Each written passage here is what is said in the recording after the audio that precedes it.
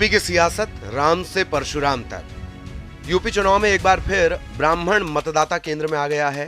कल तक राम के नाम पर वोट मांगने वाले अब परशुराम के नाम का इस्तेमाल कर रहे हैं। सारी सियासत मूर्ति के अनावरण और फरसे के प्रदर्शन तक जा पहुंची है। आने वाले चुनाव में जहां एक एक वोट की लड़ाई लड़ी जा रही है, वहां अब तक खामोश बैठे ब्राह्मण भाजपा और सपा के लिए महत्वपूर्ण हो गए हैं। यूपी के इस चुनाव में ब्राह्मण मतदाताओं की नाराजगी का मुद्दा शुरू से चर्चा में रहा। इसीलिए मायावती ने हर जिले में प्रबुद्ध सम्मेलन किए थे। पर अखिलेश शुरू से ही परशुराम को लेकर चल रहे हैं। जहां तक भाजपा का सवाल है, वो इन दोनों दलों के पीछे भागती नजर आई। पहले भाजपा ने हर जिले में सम्मेलन किए, अब परशुराम को हथियाने की कोशिश कर रही है। कुछ रोज पहले अखिलेश ने लखनऊ में परशुराम की मूर्ति का अनावरण किया, तो अब डिप्टी सीएम दिनेश शर्मा भगवान परशुराम की मूर्ति का अनावरण करने अपने दल के साथ पहुंच गए।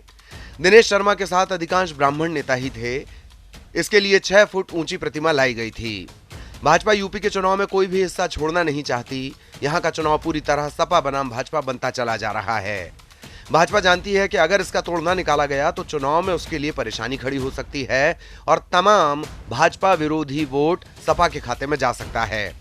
अखिलेश पहले से ही भाजपा के वोटों में सेंध मार चुके हैं। पिछले चुनाव में भाजपा के साथ रहे जाट वोटों को साथ लाने के लिए अखिलेश ने जयंत चौधरी से गठबंधन किया, तो ओम प्रकाश राजभर भी अखिलेश के साथ गठबंधन में पहुंच चुके हैं। अपना दल 2 हिस्सों में बढ़ चुका है। अगर भाजपा की सीधी लड़ाई सपा से होती है तो अल्पसंख्यक मतदाता एक तरफा वोट सपा को करेंगे, जो भाजपा के लिए एक और परेशानी का कारण बनेगा। अब यही स्थिति ब्राह्मण मतदाताओं की बनती जा रही है। कहा जाता है कि राज्य में ब्राह्मणों की संख्या 14 से 17% है। वे अभी तक भाजपा के साथ रहे हैं। अगर ये वोट भाजपा से कटकर बसपा की तरफ जाता है तो भाजपा के लिए आसानी होगी, क्योंकि उस स्थिति में राज्य में त्रिकोणीय मुकाबला होगा और भाजपा विरोधी वोट बंटेगा। अगर ब्राह्मण वोट कांग्रेस के साथ जाता है तो भाजपा को नुकसान होगा, पर कांग्रेस को फायदा नहीं होगा। अगर सपा के साथ जाता है तो भाजपा की सत्ता भी जा सकती है।